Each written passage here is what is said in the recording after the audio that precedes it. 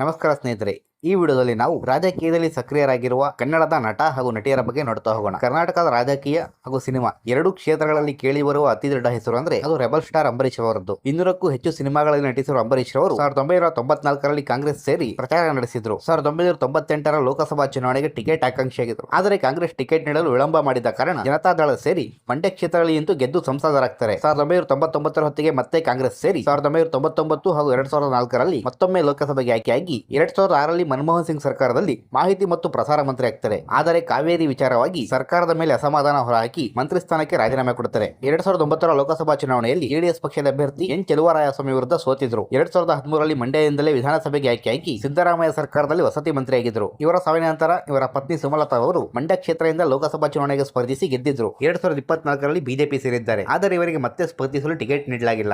ರಮ್ಯಾ 40ಕ್ಕೂ ಹೆಚ್ಚು ಸಿನಿಮಾಗಳಲ್ಲಿ ನಟಿಸಿರುವ ರಮ್ಯಾ ಅಥವಾ ದಿವ್ಯಾ ಸ್ಪಂದನರವರು 2013ರಲ್ಲಿ ಮಂಡ್ಯ ಲೋಕಸಭಾ ಕ್ಷೇತ್ರದ ಉಪಚುನಾವಣೆಯಲ್ಲಿ ಸ್ಪರ್ಧಿಸಿ ಸಂಸದರಾಗಿದ್ದರು. ಹಿಂದೆ 2014ರಲ್ಲಿ ಕೂಡ ಸ್ಪರ್ಧೆ ಮಾಡುತ್ತಾರೆ. ಆದರೆ ಜೆಡಿಎಸ್ ಪಕ್ಷದ ಅಭ್ಯರ್ಥಿ CS ಪುಟ್ಟರಾಜು ವಿರುದ್ಧ ಸೋಲು ಕಾಣುತ್ತಾರೆ. ಈಗಲೂ ಕಾಂಗ್ರೆಸ್ ಪಕ್ಷದಲ್ಲಿ ಸಕ್ರಿಯರಾಗಿದ್ದಾರೆ. ಜಗ್ಗೇಶ್ 2008ರಲ್ಲಿ ಕಾಂಗ್ರೆಸ್ ಪಕ್ಷದಿಂದ ತುರುವೇಕೆರೆ ಕ್ಷೇತ್ರದಲ್ಲಿ ಸ್ಪರ್ಧಿಸಿದ್ದ ಜಗ್ಗೇಶ್ ಅವರು ಮೊದಲ ಬಾರಿ ಶಾಸಕರಾಗಿದ್ದರು. ಆದರೆ ಒಂದೇ ವರ್ಷಕ್ಕೆ ಆಪರೇಷನ್ ಕಮಲಕ್ಕೆ ತುತ್ತಾಗಿ ಬಿಜೆಪಿ ಸೇರ್ತಾರೆ. ಬಿಜೆಪಿಯಿಂದ ಹಲವು ಬಾರಿ ವಿಧಾನಸಭೆಗೆ ಸ್ಪರ್ಧೆ ಮಾಡುತ್ತಾರೆ. ಆದರೆ ಗೆಲುವು ಸಿಗೋದಿಲ್ಲ. 2010ರಲ್ಲಿ ವಿಧಾನ ಪರಿಷತ್ತಿಗೆ ಆಯ್ಕೆಯಾಗಿದ್ದರು. 2022ರಲ್ಲಿ ರಾಜ್ಯಸಭೆಗೆ ಆಯ್ಕೆಯಾಗಿದ್ದಾರೆ. ಕುಮಾರ್ ಬಂಗಾರಪ್ಪ ಮಾಜಿ ಮುಖ್ಯಮಂತ್ರಿ ಎಸ್ ಬಂಗಾರಪ್ಪನವರ ಪುತ್ರರಾದ ಇವರು 90ರ ದಶಕದಲ್ಲಿ ಸಿನಿಮಾ ರಂಗದಲ್ಲಿ ಸಕ್ರಿಯರಾಗಿ ಹಲವು ಹಿಟ್ ಸಿನಿಮಾಗಳನ್ನು ನೀಡಿದ್ದಾರೆ. 1996ರಲ್ಲಿ ತಮ್ಮ ತಂದೆ ಬಂಗಾರಪ್ಪನವರ ರಾಜೀನಾಮೆಯಿಂದ ಖಾಲಿಯಾಗಿದ್ದ ಸೊರಬ ಕ್ಷೇತ್ರದ ಉಪಚುನಾವಣೆಯಲ್ಲಿ ಅವರ ತಂದೆ ಕಟ್ಟಿದ್ದ ಪಕ್ಷವಾದ ಕರ್ನಾಟಕ ಪ್ರದೇಶ ಕಾಂಗ್ರೆಸ್ ಕಮಿಟಿಯಿಂದ ಸ್ಪರ್ಧಿಸಿ ಗೆದ್ದು ಶಾಸಕರಾಗ್ತಾರೆ. 1999ರ ಹೊತ್ತಿಗೆ ಕಾಂಗ್ರೆಸ್ ಪಕ್ಷ ಸೇರಿ 1999 ಹಾಗೂ 2004ರಲ್ಲಿ ಕಾಂಗ್ರೆಸ್ಸಿಂದ ಗೆದ್ದು ಶಾಸಕರಾಗ್ತಾರೆ. ಹಾಗೂ SM ಕೃಷ್ಣ ಸರ್ಕಾರದಲ್ಲಿ ಪೌರಾಡಳಿತ ಹಾಗೂ ಸಣ್ಣ ನೀರಾವರಿ ಇಲಾಖೆಗಳ ಉಪಮಂತ್ರಿ ಆಗ್ತಾರೆ. ಕೆಲವು ದಿನಗಳ ಕಾಲ ಬಿಜೆಪಿ ಸೇರಿದ್ರು. 25 ದಿನಕ್ಕೆ ಮತ್ತೆ ಕಾಂಗ್ರೆಸ್ಗೆ ವಾಪಸ್ಸಾಗಿ 2008ರ ವಿಧಾನಸಭೆಗೆ ಸ್ಪರ್ಧೆ ಮಾಡುತ್ತಾರೆ. ಆದರೆ ಬಿಜೆಪಿ ಅಭ್ಯರ್ಥಿ ಹರತಾಳು ಹಾಲಪ್ಪ ವಿರುದ್ಧ ಸೋಲು ಕಾಣುತ್ತಾರೆ. ಮುಂದೆ ಮತ್ತೆ ಬಿಜೆಪಿ ಸೇರಿದ್ದ ಕುಮಾರ್ ಬಂಗಾರಪ್ಪ 2018ರಲ್ಲಿ ಮತ್ತೊಮ್ಮೆ ಗೆದ್ದಿದ್ರು. 2023ರಲ್ಲಿ ಕಾಂಗ್ರೆಸ್ನಿಂದ ಸ್ಪರ್ಧಿಸಿದ್ದ ತಮ್ಮ ತಮ್ಮ ಮಧು ಬಂಗಾರಪ್ಪ ವಿರುದ್ಧ ಸೋತಿದ್ದಾರೆ. BC ಪಾಟೀಲ್ 2004ರಲ್ಲಿ ಜೆಡಿಎಸ್ ಪಕ್ಷದಿಂದ ಹಿರೇಕೆರೂರು ಕ್ಷೇತ್ರಕ್ಕೆ ಸ್ಪರ್ಧಿಸಿ ಮೊದಲ ಬಾರಿ ಶಾಸಕರಾದ BC ಪಾಟೀಲ್ 2008ರ ಹೊತ್ತಿಗೆ ಕಾಂಗ್ರೆಸ್ ಪಕ್ಷದಿಂದ ಸ್ಪರ್ಧಿಸಿ ಗೆಲ್ತಾರೆ. 2013ರಲ್ಲಿ ಕೆಜೆಪಿ ಪಕ್ಷದ UB ಬಣಕಾರ್ ವಿರುದ್ಧ ಸ್ಪರ್ಧಿಸಿ ಸೋತಿದ್ರು. 2018ರಲ್ಲಿ ಮತ್ತೊಮ್ಮೆ ಕಾಂಗ್ರೆಸ್ನಿಂದ ಗೆದ್ದಿದ್ರು. ಆದರೆ ಮಂತ್ರಿ ಆಗುವ ಆಸೆಗೆ ಆಪರೇಷನ್ ಕಮಲಕ್ಕೆ ತುತ್ತಾಗಿ ಕಾಂಗ್ರೆಸ್ ಬಿಟ್ಟು ಬಿಜೆಪಿ ಸೇರಿ ಬಿಜೆಪಿ ಯಡಿಯೂರಪ್ಪ ಸರ್ಕಾರದಲ್ಲಿ ಕೃಷಿ ಮಂತ್ರಿ ಆಗ್ತಾರೆ. 2023ರ ಚುನಾವಣೆಯಲ್ಲಿ ಕಾಂಗ್ರೆಸ್ನಿಂದ ಸ್ಪರ್ಧಿಸಿದ್ದ ಅದೇ UB ಬಣಕಾರ್ ವಿರುದ್ಧ ಸೋಲು ಕಂಡಿದ್ದಾರೆ. ಉಮಾಶ್ರೀ 2009ರಲ್ಲಿ ಬಾಗಲಕೋಟೆ ಜಿಲ್ಲೆಯ ತೇರದಾಳ ಕ್ಷೇತ್ರದಲ್ಲಿ ಕಾಂಗ್ರೆಸ್ ಪಕ್ಷದ ಅಭ್ಯರ್ಥಿಯಾಗಿ ಸ್ಪರ್ಧಿಸಿದ ಉಮಾಶ್ರೀ ಸೋತಿದ್ರು. 2013ರಲ್ಲಿ ಮತ್ತೊಮ್ಮೆ ಸ್ಪರ್ಧಿಸಿ ಮೊದಲ ಬಾರಿ ಶಾಸಕಿಯಾಗಿ ಆಯ್ಕೆಯಾಗಿ ಸಿದ್ದರಾಮಯ್ಯ ಸರ್ಕಾರದಲ್ಲಿ ಕನ್ನಡ ಮತ್ತು ಸಂಸ್ಕೃತಿ ಹಾಗೂ ಮಹಿಳಾ ಮತ್ತು ಮಕ್ಕಳ ಕಲ್ಯಾಣ ಇಲಾಖೆ ಮಂತ್ರಿಯಾಗಿದ್ದರು. 2018ರಲ್ಲಿ ಮತ್ತೆ ಸೋಲು ಕಾಣುತ್ತಾರೆ. 2023ರಲ್ಲಿ ವಿಧಾನ ಪರಿಷತ್ತಿಗೆ ನಾಮನಿರ್ದೇಶನವಾಗಿದ್ದಾರೆ. ಮುಖ್ಯಮಂತ್ರಿ ಚಂದ್ರು ಹೆಸರಿನಲ್ಲೇ ಮುಖ್ಯಮಂತ್ರಿ ಇರುವ ಇವರು ಎಂದಿಗೂ ಮುಖ್ಯಮಂತ್ರಿ ಆಗಿಲ್ಲ. ಆಗಿದ್ದು ಶಾಸಕರು ಮಾತ್ರ. 1985ರ ಚುನಾವಣೆಯಲ್ಲಿ ಜನತಾ ಪಾರ್ಟಿಯಿಂದ ಟಿಕೆಟ್ ಪಡೆದು ಗೌರಿಬಿದನೂರು ಕ್ಷೇತ್ರದಿಂದ ಸ್ಪರ್ಧಿಸಿ ಮೊದಲ ಬಾರಿ ಶಾಸಕರಾಗಿ ಆಯ್ಕೆಯಾಗ್ತಾರೆ. 1989ರ ಲೋಕಸಭಾ ಚುನಾವಣೆಯಲ್ಲಿ ಚಿಕ್ಕಬಳ್ಳಾಪುರ ಕ್ಷೇತ್ರದಿಂದ ಸ್ಪರ್ಧಿಸಿ ಸೋಲು ಕಾಣುತ್ತಾರೆ. 1991ರಲ್ಲಿ ಜನತಾದಳ ಬಿಟ್ಟು ಬಿಜೆಪಿ ಸೇರ್ತಾರೆ. 1998ರಲ್ಲಿ ವಿಧಾನ ಪರಿಷತ್ತಿಗೆ ನಾಮನಿರ್ದೇಶನವಾಗ್ತಾರೆ. 2004ರ ಚುನಾವಣೆಯಲ್ಲಿ ಚಾಮರಾಜಪೇಟೆ ಕ್ಷೇತ್ರದಲ್ಲಿ ಸ್ಪರ್ಧಿಸಿದ್ದ ಮುಖ್ಯಮಂತ್ರಿ SM ಕೃಷ್ಣ ವಿರುದ್ಧ ಸ್ಪರ್ಧಿಸಿ ಸೋಲ್ತಾರೆ. 2004ರಲ್ಲಿ ಮತ್ತೊಂದು ಅವಧಿಗೆ ವಿಧಾನ ಪರಿಷತ್ತಿಗೆ ಆಯ್ಕೆಯಾಗ್ತಾರೆ. 2008ರಲ್ಲಿ ಕನ್ನಡ ಅಭಿವೃದ್ಧಿ ಪ್ರಾಧಿಕಾರಕ್ಕೆ ಅಧ್ಯಕ್ಷರಾಗಿ ಆಯ್ಕೆಯಾಗ್ತಾರೆ. 2014ರಲ್ಲಿ ಬಿಜೆಪಿ ಬಿಟ್ಟು ಕಾಂಗ್ರೆಸ್ ಸೇರಿದ್ರು. ಕಾಂಗ್ರೆಸ್ ಅವರನ್ನು ವಿಧಾನ ಪರಿಷತ್ತಿಗೆ ಕಳಿಸದ ಕಾರಣ 2022ರಲ್ಲಿ ಕಾಂಗ್ರೆಸ್ಸಿಗೂ ಕೂಡ ರಾಜೀನಾಮೆ ಕೊಟ್ಟು ಆಮ್ ಆದ್ಮಿ ಪಕ್ಷ ಸೇರಿ 2023ರಲ್ಲಿ ಆ ಪಕ್ಷದ ರಾಜ್ಯಾಧ್ಯಕ್ಷರಾಗಿದ್ದಾರೆ. ಉಪೇಂದ್ರ 2017ರಲ್ಲಿ ಕರ್ನಾಟಕ ಪ್ರಜ್ಞಾವಂತ ಜನತಾ ಪಾರ್ಟಿ ಅಂದ್ರೆ KPJP ಪಕ್ಷದ ಭಾಗವಾಗುವ ಮೂಲಕ ರಾಜಕೀಯಕ್ಕೆ ಪಾದಾರ್ಪಣೆ ಮಾಡಿದ ಉಪೇಂದ್ರ ಅವರು ಒಂದೇ ವರ್ಷಕ್ಕೆ ಆ ಪಕ್ಷದಿಂದ ದೂರಾಗಿ UPP ಅಂದ್ರೆ ಉತ್ತಮ ಪ್ರಜಾಕೀಯ ಪಾರ್ಟಿ ಎಂಬ ಸ್ವಂತ ಪಕ್ಷ ಕಟ್ಟಿಕೊಂಡಿದ್ದಾರೆ. ಆದರೆ ಇದುವರೆಗೂ ಯಾವುದೇ ಚುನಾವಣೆಗೆ ಸ್ಪರ್ಧೆ ಮಾಡಿಲ್ಲ. ಪ್ರಕಾಶ್ ರಾಜ್ ಮುಂಚಿನಿಂದಲೂ ಸೋಷಿಯಲ್ ಮೀಡಿಯಾದ ರಾಜಕಾರಣದಲ್ಲಿ ಸಕ್ರಿಯರಾಗಿದ್ದ ಇವರು 2019ರಲ್ಲಿ ಪಕ್ಷೇತರರಾಗಿ ಮೊದಲ ಬಾರಿ ಸ್ಪರ್ಧೆ ಮಾಡ್ತಾರೆ. ಅದು ಬೆಂಗಳೂರು ಕೇಂದ್ರ ಲೋಕಸಭಾ ಕ್ಷೇತ್ರದಿಂದ.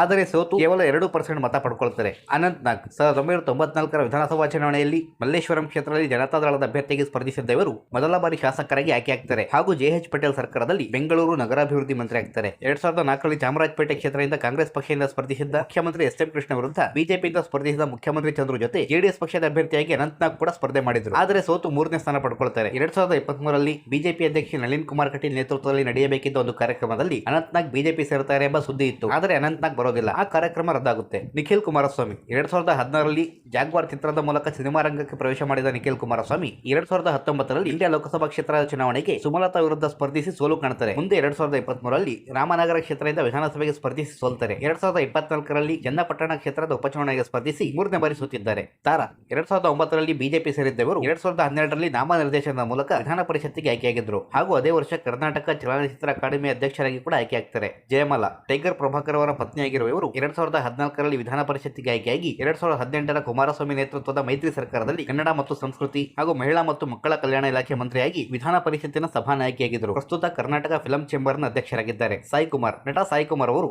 2018ರ ವಿಧಾನಸಭಾ ಚುನಾವಣೆಯಲ್ಲಿ ಬಿಜೆಪಿ ಪಕ್ಷದಿಂದ ಬಾಗೇಪಲ್ಲಿ ಕ್ಷೇತ್ರಕ್ಕೆ ಸ್ಪರ್ಧಿಸಿದ್ರು. ಇಲ್ಲಿ ಕಾಂಗ್ರೆಸ್ ಪಕ್ಷ ಗೆಲ್ಲುತ್ತೆ. ಸಿಪಿಎಂ ಹಾಗೂ ಜೆಡಿಎಸ್ ಪಕ್ಷಗಳು 2 ಹಾಗೂ 3ನೇ ಸ್ಥಾನಕ್ಕೆ ಬಂದಿದ್ದು. ಸಾಯಿ ಕುಮಾರ್ ಕೇವಲ 4,000 ಓಟು ಪಡೆದು 4ನೇ ಸ್ಥಾನ ಪಡ್ಕೊಂಡಿದ್ರು. ಶಶಿಕುಮಾರ್ 1999ರ ಲೋಕಸಭಾ ಚುನಾವಣೆಯಲ್ಲಿ ಜೆಡಿಯು ಪಕ್ಷದಿಂದ ಚಿತ್ರದುರ್ಗ ಕ್ಷೇತ್ರಕ್ಕೆ ಸ್ಪರ್ಧಿಸಿದ್ದ ಶಶಿಕುಮಾರ್ ಮೊದಲ ಬಾರಿ ಸಂಸದರಾಗಿ ಆಯ್ಕೆಯಾಗ್ತಾರೆ. ನಂತರ ಕಾಂಗ್ರೆಸ್ ಸೇರಿದ್ರು. 2008ರಲ್ಲಿ ಚಳ್ಳಕೆರೆ ವಿಧಾನಸಭಾ ಕ್ಷೇತ್ರದಿಂದ ಸ್ಪರ್ಧಿಸಿ ಸೋಲು ಕಾಣುತ್ತಾರೆ. 2018ರಲ್ಲಿ ಜೆಡಿಎಸ್ ಪಕ್ಷದಿಂದ ಹೊಸದುರ್ಗ ವಿಧಾನಸಭಾ ಕ್ಷೇತ್ರಕ್ಕೆ ಸ್ಪರ್ಧಿಸಿ ಕೇವಲ 1,500 ಮತ ಪಡೆದು ಸೋತು 3ನೇ ಸ್ಥಾನ ಪಡ್ಕೊಂಡಿದ್ರು. 2023ರ ವಿಧಾನಸಭೆ ಸಮಯದಲ್ಲಿ ಬಿಜೆಪಿ ಪಕ್ಷ ಸೇರಿದ್ದಾರೆ. ಬಿ ಜಯಶ್ರೀ ಗುಬ್ಬಿ ವೀರಣ್ಣ ಮೊಮ್ಮಗಳಾದ ಇವರನ್ನು ಕಾಂಗ್ರೆಸ್ ಪಕ್ಷ 2010ರಲ್ಲಿ ನಾಮನಿರ್ದೇಶನ ಮಾಡುವ ಮೂಲಕ ರಾಜ್ಯಸಭೆಗೆ ಕಳಿಸಿತ್ತು. ಸಿಪಿ ಯೋಗೇಶ್ವರ್ 1999ರಲ್ಲಿ ಪಕ್ಷೇತರರಾಗಿ ಸ್ಪರ್ಧಿಸಿ ಮೊದಲ ಬಾರಿ ಚನ್ನಪಟ್ಟಣ ಕ್ಷೇತ್ರದ ಶಾಸಕರಾದ ಇವರು 2004ರಲ್ಲಿ ಕಾಂಗ್ರೆಸ್ ಪಕ್ಷದಿಂದ ಸ್ಪರ್ಧಿಸಿ ಗೆಲ್ತಾರೆ. 2008ರಲ್ಲಿ ಮತ್ತೊಮ್ಮೆ ಗೆಲ್ತಾರೆ. ಆದರೆ 2009ರಲ್ಲಿ ಬಿಜೆಪಿ ಸೇರಿ ಶಾಸಕ ಸ್ಥಾನ ಕಳೆದುಕೊಳ್ತಾರೆ. 2009ರಲ್ಲಿ ಉಪಚುನಾವಣೆಗೆ ನಿಂತು ಸೋಲ್ತಾರೆ. ಆದರೆ 2011ರಲ್ಲಿ ಮತ್ತೊಮ್ಮೆ ನಡೆದ ಉಪಚುನಾವಣೆಯಲ್ಲಿ ಬಿಜೆಪಿ ಪಕ್ಷದಿಂದ ಆರಿಸಿ ಬರ್ತಾರೆ. ಸದಾನಂದಗೌಡ ಸರ್ಕಾರದಲ್ಲಿ ಅರಣ್ಯ ಮಂತ್ರಿ ಆಗ್ತಾರೆ. 2013ರ ಹೊತ್ತಿಗೆ ಬಿಜೆಪಿ ಕೂಡ ಬಿಟ್ಟು ಸಮಾಜವಾದಿ ಪಕ್ಷದಿಂದ ಗೆಲ್ತಾರೆ. 2018 ಹಾಗೂ 2023ರಲ್ಲಿ ಜೆಡಿಎಸ್ ಪಕ್ಷದಿಂದ ಸ್ಪರ್ಧಿಸಿದ್ದ ಕುಮಾರಸ್ವಾಮಿ ವಿರುದ್ಧ ಸೋತಿದ್ರು. ವಿಧಾನ ಪರಿಷತ್ತಿಗೆ ಆಯ್ಕೆಯಾಗಿ ಯಡಿಯೂರಪ್ಪ ಸರ್ಕಾರದಲ್ಲಿ ಪ್ರವಾಸೋದ್ಯಮ ಮಂತ್ರಿಯಾಗಿದ್ದರು. ಕುಮಾರಸ್ವಾಮಿ ರಾಜೀನಾಮೆಯಿಂದ ಖಾಲಿಯಾಗಿದ್ದ ಚನ್ನಪಟ್ಟಣ ಕ್ಷೇತ್ರಕ್ಕೆ 2024ರಲ್ಲಿ ಮತ್ತೊಮ್ಮೆ ಜೆಡಿಎಸ್ ಬಿಜೆಪಿ ಮೈತ್ರಿ ಅಭ್ಯರ್ಥಿಯಾಗಿ ಸ್ಪರ್ಧಿಸಲು ಕಾಯ್ತಾರೆ. ಟಿಕೆಟ್ ನಿರಾಕರಣೆಯಾದ ಕಾರಣ ಕಾಂಗ್ರೆಸ್ ಸೇರಿ ಸ್ಪರ್ಧಿಸಿ ಗೆದ್ದು ಶಾಸಕರಾಗಿದ್ದಾರೆ. ಮಾಳವಿಕಾ ಅವಿನಾಶ್ 2013ರಲ್ಲಿ ಬಿಜೆಪಿ ಸೇರಿರುವ ಇವರು ಬಿಜೆಪಿಯ ವಕ್ತಾರರಾಗಿದ್ದಾರೆ. ಇವರಷ್ಟೇ ಅಲ್ಲದೆ ಶಿವರಾಜ್ ಕುಮಾರ್, ದರ್ಶನ್, ಸುದೀಪ್, ದುನಿಯಾ ವಿಜಯ್, ಯಶ್ ಇನ್ನೂ ಮುಂತಾದ ನಟ ನಟಿಯರು ತಮಗೆ ಬೇಕಾದ ಅಭ್ಯರ್ಥಿಗಳ ಪರವಾಗಿ ಪ್ರಚಾರ ನಡೆಸಿದ್ದಾರೆ. ಆದರೆ ಅಧಿಕೃತವಾಗಿ ಪಕ್ಷ ಸೇರ್ಪಡೆಯಾಗಲಿ ಅಥವಾ ಚುನಾವಣೆಗೆ ಸ್ಪರ್ಧೆಯಾಗಲಿ ಮಾಡಿಲ್ಲ. ಸೊ ಇದಾಗಿತ್ತು ಸ್ನೇಹಿತರೆ, ರಾಜಕೀಯದಲ್ಲಿ ಸಕ್ರಿಯರಾಗಿರುವ ಸಿನಿಮಾ ತಾರೆಯರ ಬಗ್ಗೆ ತಿಳಿಸಿಕೊಡುವಂತಹ ಪ್ರಯತ್ನ. ನಮ್ಮ ವರದಿ ಇಷ್ಟ ಆಗಿದ್ರೆ ಲೈಕ್ ಮಾಡಿ, ಶೇರ್ ಮಾಡಿ ಹಾಗೂ ನಮ್ಮ ಚಾನಲ್ ಅನ್ನು ಸಬ್ಸ್ಕ್ರೈಬ್ ಮಾಡ್ಕೊಳ್ಳಿ.